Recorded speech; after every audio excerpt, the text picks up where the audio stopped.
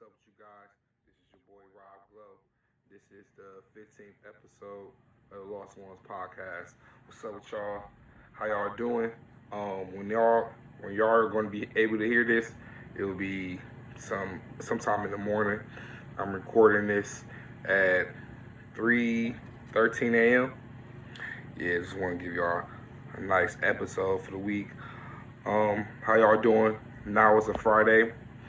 Up late, just chilling. I just feel like recording something just to give y'all another episode for the week. Just keep y'all satisfied.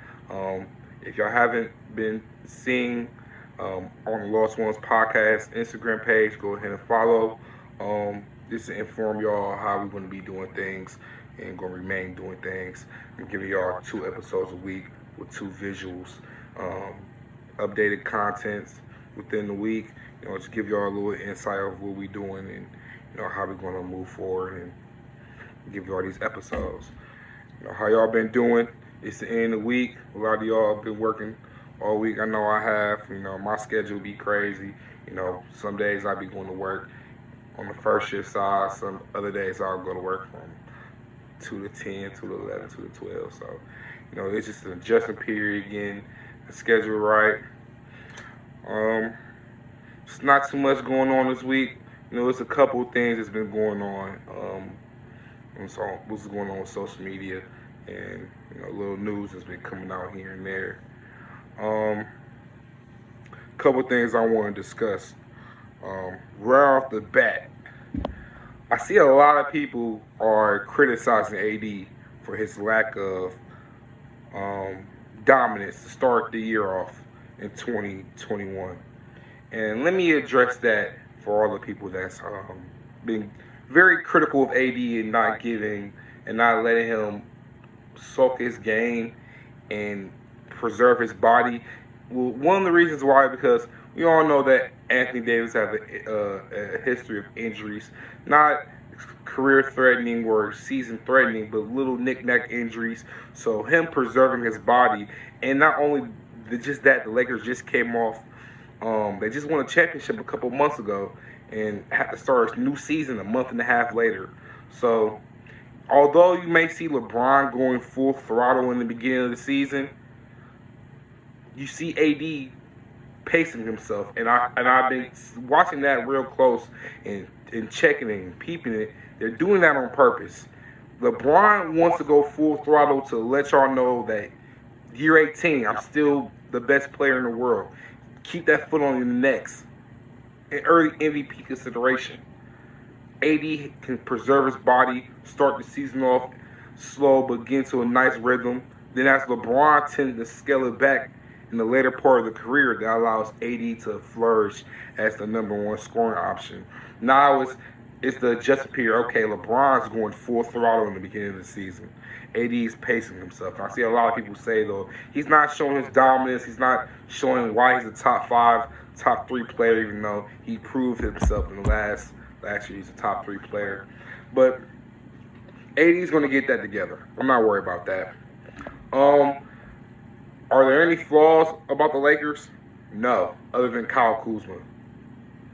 I'm not one of the people that's want to trade Kyle Kuzma, but I would trade Kyle Kuzma. Kyle Kuzma hasn't evolved his game. He hasn't really improved. Defensively, he can be a defensive player, but lacks the consistency. You can say the same thing on the offensive end. He has a lot of potential. He's been having potential for the last 3 or 4 years, but he's still stagnant.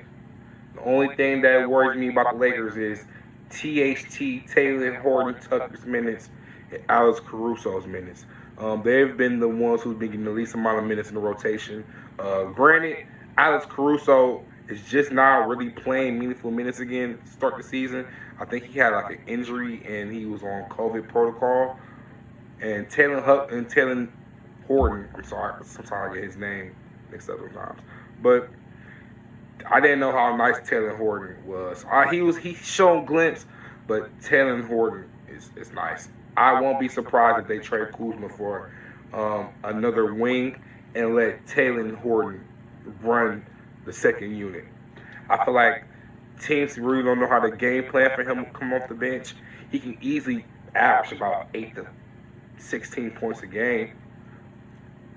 So that just gives him much to think about. In the West, am I concerned with anyone beating the Lakers in the West? No.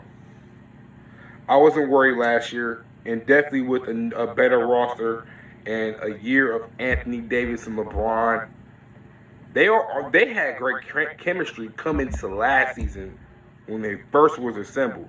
Now they're together for a second season. The chemistry is going to only but be better, you know. Um, if you want to say the Clippers, you can. Kawhi is having a solid season, of course. PG's been looking nice, but I've seen PG play good in the regular season and fall very, very, very short in the playoffs. So until I see them in the playoff series and PG shows the consistency, maybe I'll change my mind. But until then, I'm not giving PG no leeway until I see that in the playoffs. The Warriors just don't have enough outside of Steph Curry to compete. Denver defensively can't handle anyone on the Lakers. They don't have no one to guard AD or LeBron. Dallas, young. Hopefully KP stays healthy, but even that's a stretch. And Luka can't guard anyone. The Blazers, no. Pelicans, no. That's if they make the playoffs. Am I missing anyone? If I'm missing anyone, please comment and let me know if I'm missing anyone on the West. But yeah, I don't really see the Lakers having really that much competition. It's so funny that there's more competition in the Eastern Conference than it is in the West. But for so long, the East has been the weaker conference. LeBron was in the East, it was so weak. LeBron goes to the West, now all of a sudden the West is weak. In the Eastern Conference, has so much competition. The irony. Granted, I have Brooklyn coming out the East this year, y'all. I'm sorry. Even while Kyrie Irving's an emotional roller coaster, James Harden is fat. And KD is still playing off of a torn Achilles. I'm not going to lie, y'all. I thought KD was going to be about 80% of what he was. He's about 100% of what he was. He might be just a tad bit better. I never seen KD attack the rim like that, even before tearing his Achilles. He's attacking the rim. And that's crazy. He's still unguardable on the wing. Pull-up jumpers, threes. He's been a little bit better now playmaking. I know James Harden, he's been a playmaker. My only thing is their defense is trash. They can't guard anyone. But the fact that they have 3 players that can put up 30 each, they can all put up 30 points and win games. Giannis, I just don't believe in Giannis. Giannis is not a number 1 option on the team for me. That's my personal opinion. And until he goes to a team with a dominant guard or a dominant wing that can pace the floor for him, he will never be successful. And him signing that $200 million contract with Milwaukee was a mistake. I really think it's going to be between Brooklyn and Philly. And that might go 7 games. I don't know who's going to win because can't nobody on the Brooklyn Nets even walk with Joel Embiid, let alone guard. DeAndre Jordan is washed. I'm sorry. He's been washed for the last 3 years now. Who's going to... Ben Simmons is a liability on offense outside of playmaking, but he's still a playmaker. He can guard all 5 positions. He can switch off from Kyrie Irving to Kevin Durant to James Harden. And once again, Joel Embiid's the most dominant big in the league in the last, 4 or 5 years now? That's 260, 270 pounds worth of mass. Nobody on the Brooklyn Nets can stop him.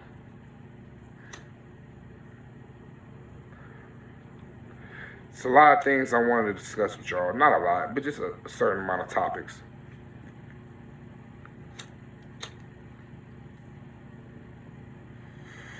About this flip up. Um, One of my topics I want to discuss with this episode with you guys is animosity.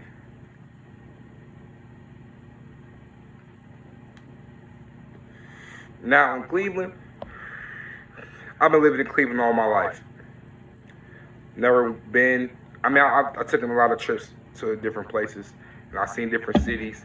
Um, everywhere you go is going to have people having animosity towards other people. No, that happens everywhere. So I'm not trying to just make it seem like it's just Cleveland that has that. Everywhere in the world have animosity between different people. We're all human. We go through those things. Um,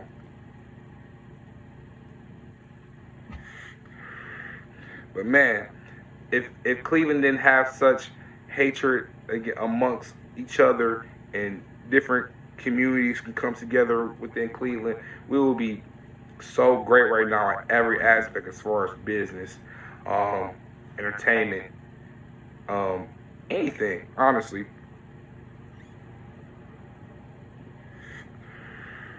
it's just like there's a lot of times where a perfect example you can't really ride with certain music through certain neighborhoods in Cleveland, especially in the summertime.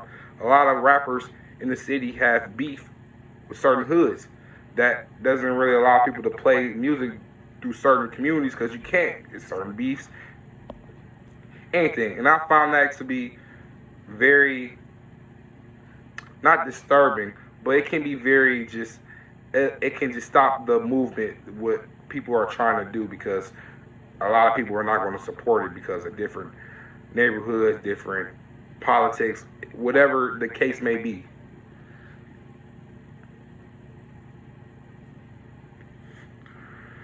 It's certain people from certain neighborhoods I personally don't listen to. You might say it's biased. Um, I don't. Yeah, that's a little biased, but it's true. We are gonna have certain biases, but that doesn't mean I don't respect nobody. It's just there's certain things you've grown accustomed to, certain things, but at some point I'm gonna outgrow that way of thinking and grow out of that mindset. I don't really have it now, but I still have some of it. But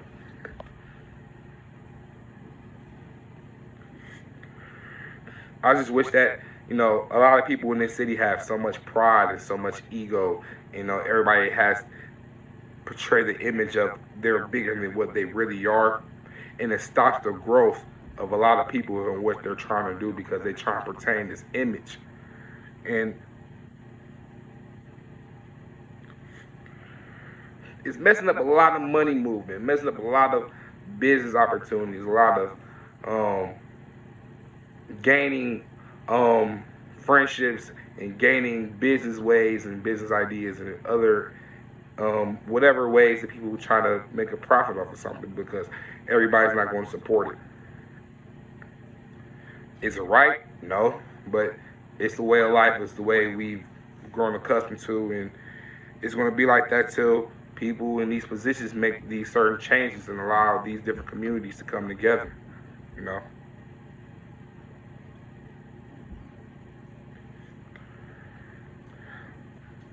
Um, Someone asked me one time, do you think Cleveland rappers are in position to blackball other artists from getting on? I think for sure. Perfect example. Everybody know when Chief Keef, everybody from 300 got on, on the music scene. They had ops in their hoods that Ebby G Duck, Little J. They were definitely getting blackballed. Before Duck died last year, it took Duck about maybe 5, 6 years for people actually to start really taking him seriously, listening to him. All they know or they were Chief Keef and Little Durk's ops, and they were making diss songs about their dead homies. So when Chief Keef got on, blackball certain people. Not saying it is right because you stopping somebody else from gaining opportunity, but in a certain way they're only trying to get that opportunity off of disrespecting you and your people. So you kind of see both sides of the spectrum.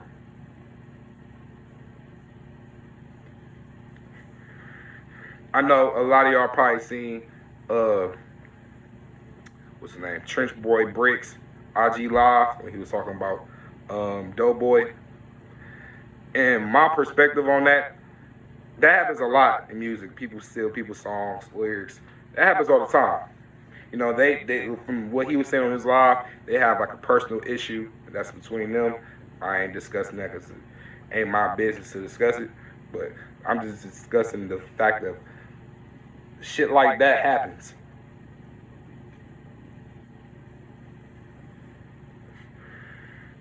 Just like you know the whole Rondo number nine, Tay 600, and Lil Durk situation. Everybody was falsely accusing Tay 600 for snitching, even though the paperwork came out and clear as day said he wasn't a part of anything behind the case. And people were still trying to drag him through the mud. Even Little Durk. Lil Durk is one of my favorite artists, but I can still see some of the hypocrisy of people trying to blackball other artists, especially in their own cities.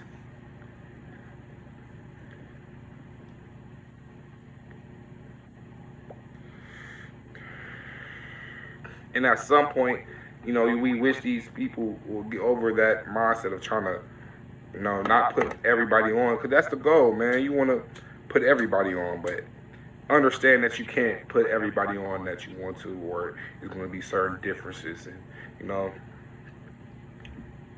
hopefully we get to that point where that won't be the case anymore.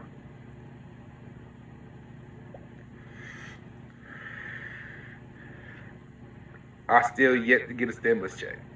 Well, not this first one. I got my first one. This is the second one. I think the government's fucking with me.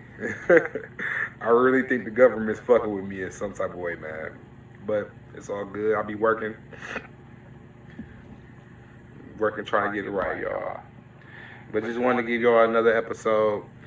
Um, it's 3 in the morning right now. It's not really nothing to discuss, honestly.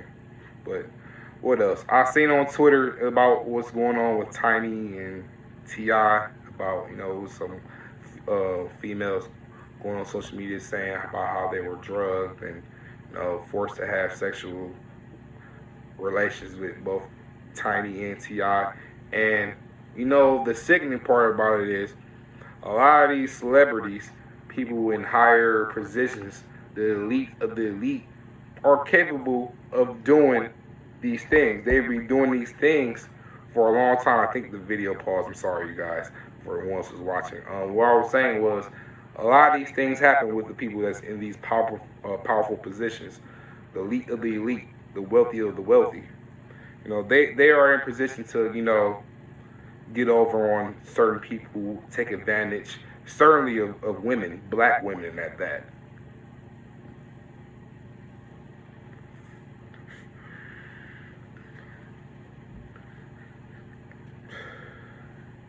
And what another thing I don't like about, a lot of times I see, you see women come out about what's going on with them and they were abused, they were taken advantage of. When they let out those feelings on social media, whether it's a cry for help or just let people be informed about the people that were abusing or abused by these people, a lot of men aren't receptive of it. They either bash the women for coming out so late or bash women for trying to put out the men themselves. Especially, I see people do the same thing here sometimes. And I used to have a way of thinking of like, oh, maybe they lie. Sometimes women lie about situations like that, but other times, a lot of women are telling the truth about these things, and they need to be heard. Their voices need to be heard and need to be dealt with. But a lot of times, women don't feel comfortable enough with opening up what happened to them in the past because not a lot of people are willing to be on their side about it, to believe them. And although whether they're whether they're trying to be either telling the truth or not, you still have to go with these allegations because a lot of these allegations are very, very serious. You even have to check some dudes I know on not on Instagram but Twitter for saying those same things about bitches be lying and blah blah blah blah. And at certain times, yes, females do fabricate some incidences where men put their hands on them when they were abused. Sometimes they do fabricate those the information. That's true. But also at the same exact time, there's a lot of women who don't fabricate anything. They're telling the truth. Um, Speaking of that situation, I seen the Chad Wilder dude from the Seattle Seahawks abuse his girlfriend. They put pictures of her on Twitter, on social media, period, about him he abusing her, hit her, beat her, almost beat her to death. She ended up saying in the hospital that he didn't know that she was still alive, and he was laughing at her while he was drinking a smoothie. And it's sick to even know that black women are going through those type of things. You know, by any man, regardless of any color, or any woman getting abused by any man. It doesn't matter really, especially to black women. And the fact that the NFL haven't came out with nothing regardless of the situation. The Seattle Seahawks had to come out and handle the situation swiftly, and they haven't even said nothing about cutting him, releasing him from the team. He can't play, have any football activities, anything. And that's also disturbing because we've seen situations how they mishandled the Ray Rice situation. We've seen other situations of domestic violence within the NFL, and either they're not quick to give the discipline, or they're so quick they haven't even have gotten all the evidence to conclude their research or whatever they're investigating.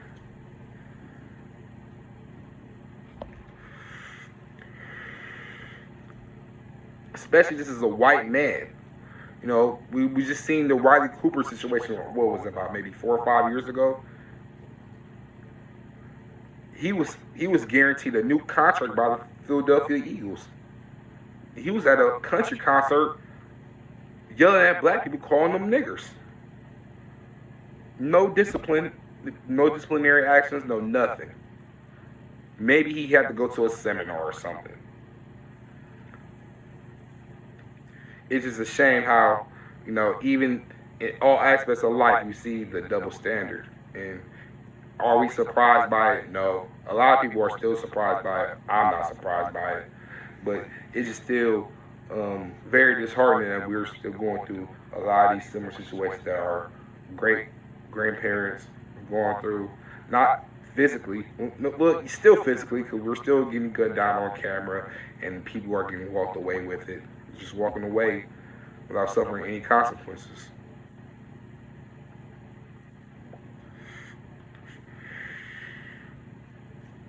Our justice system, not only are they not for us, they don't have no accountability of their actions, of how they handle legal obligations in different demographics. They don't.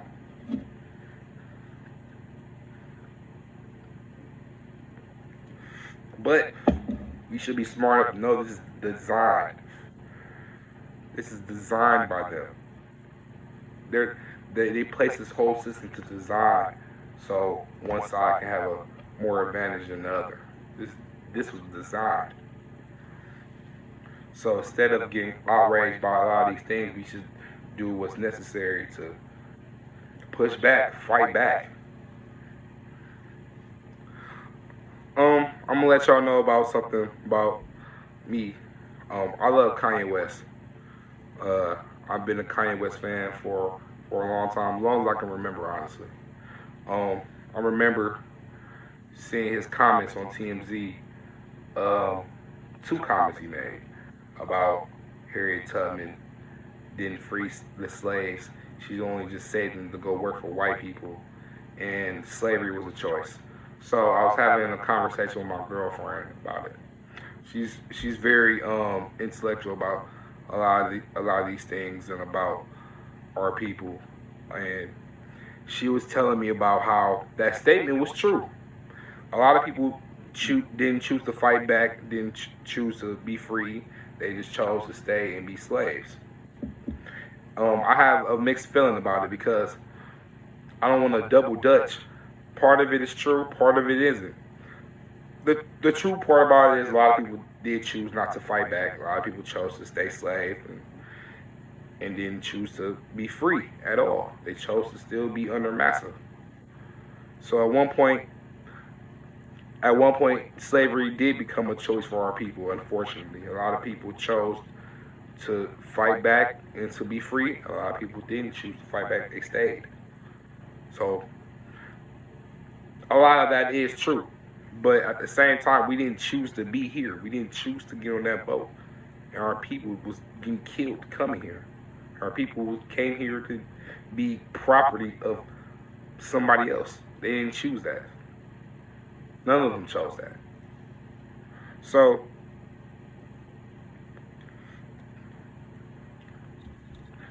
it's a mixed feeling for me. You gotta know how to say it. You can't just say statements like slavery was a choice. You're not elaborating on yourself. You can't say statements like Harriet Tubman didn't free the slaves. She just had them working for white people. Newsflash, Kanye.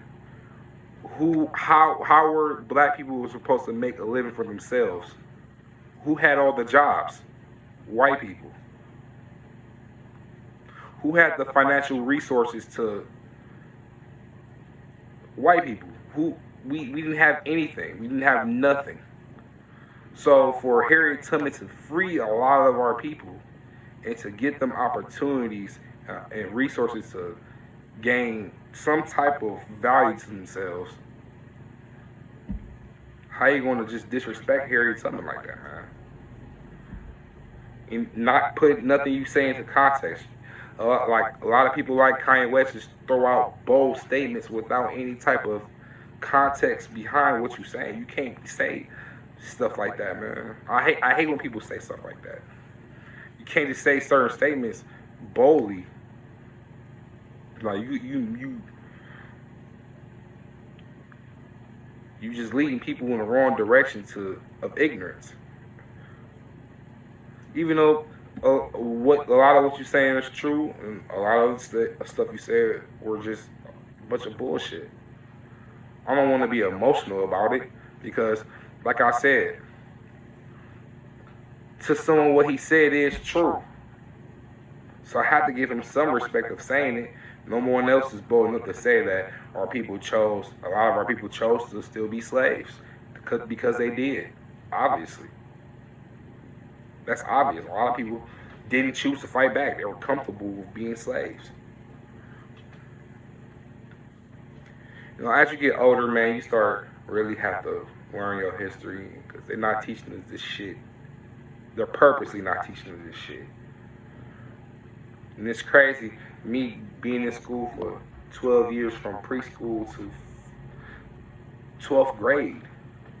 None of this stuff that we learning now, we're experiencing, we seeing. They're not teaching us this.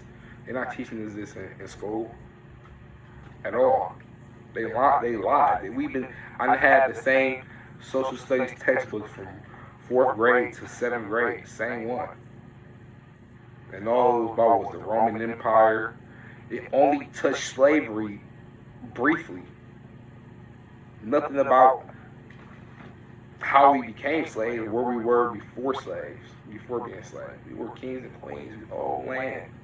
We owned a lot of things. We held value. We built a lot of what the world is now. We were so much more than what than what we were to become. And a lot of people don't know that. It definitely took me a while more. Like, wow, we was really kings and queens of this. How did we get here? Our own people were selling us. You know what I'm saying? Like, our own people were selling other niggas. You know? And there's a lot to unpack as you get older and you learn this information. It's like you have to unlearn and relearn it. It's difficult, trust me. I be trying to unlearn a lot of shit, but I still have a lot of things that was embedded in me, right or wrong. I'm trying to recalibrate and switch it for a better me, for having me a better version of myself. But it is a lot. I ain't gonna lie to none of y'all. But just knowing that you have that you want to learn more, you want to unlearn a lot of things and to be better you in the positive direction, it's gonna take time. But as long as you're making that effort, you you're gonna be fine.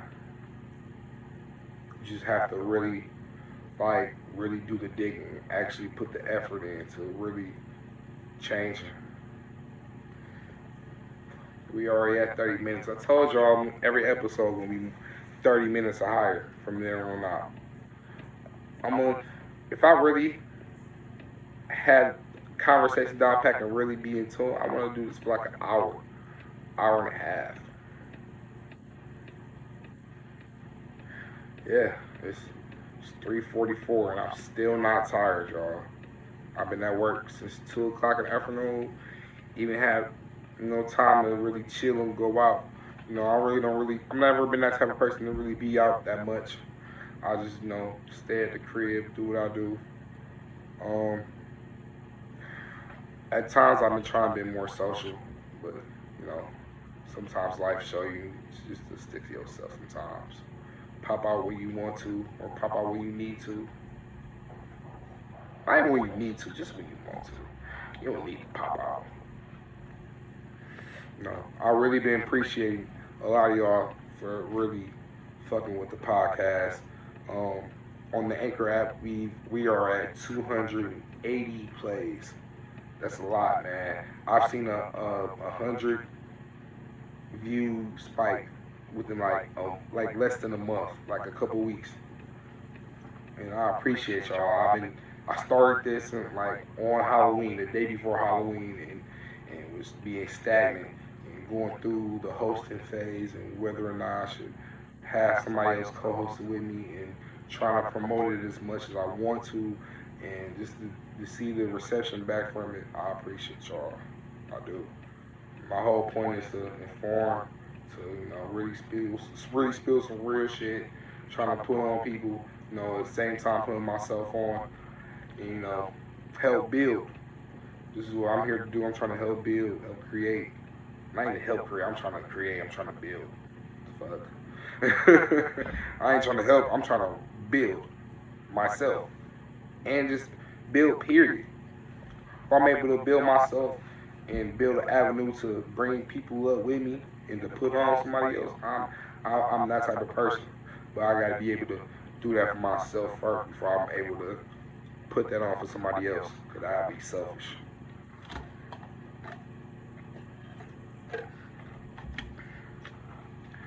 Yeah, y'all.